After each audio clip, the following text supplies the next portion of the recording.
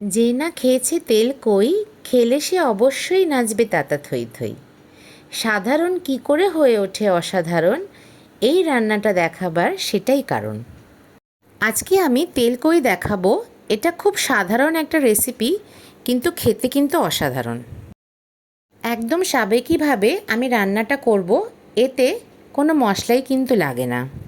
আমি 7টা মতন কই মাছ নিয়ে নিয়েছি। এতে শুধু হলুদ লাগিয়ে নেবেন। এগুলো দেশি কই মাছ। তেল কই কিন্তু দেশি কই মাছ দিয়েই ভালো লাগে। কড়াইতে একটু সর্ষের তেল নিয়ে নেবেন। এই রান্নাটা কিন্তু সর্ষের তেলেই ভালো লাগে। তেলে জিরে আর তেজপাতা দেবেন। ফোড়নটা একটু ক্র্যাক হয়ে যাওয়া পর্যন্ত কিন্তু অপেক্ষা করতে হবে। দিয়ে দেবেন লঙ্কা বাটা। এই রান্নাটা কিন্তু একটু ঝাল ঝাল খায়, তাই লঙ্কা বাটার পরিমাণটা কিন্তু একটু বেশি রাখবেন। আর দেবেন টমেটো কুচি। আমি কিন্তু একটা বড় টমেটো কুচিয়ে নিয়েছি।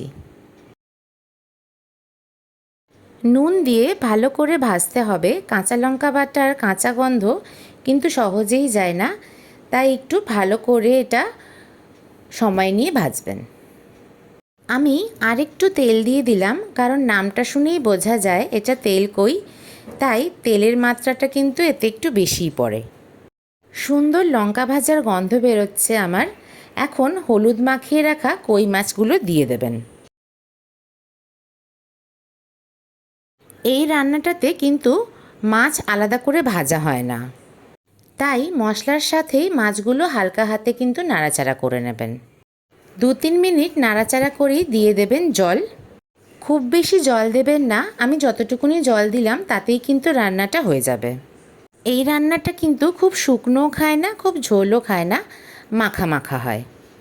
এখন গ্যাসের ফ্লেমটা একদম স্লো করে দিয়ে 10 মিনিট মতন ফুটতে দেবেন। 10 মিনিট পর ঢাকা খুলে দিয়েছি। মাছটা কিন্তু আমার একদম নরম তুলতুলে হয়ে গেছে। ভাত পাতেতে এই রকম রান্না যদি থাকে তাহলে কিন্তু সত্যিই আর কিছু চাই না।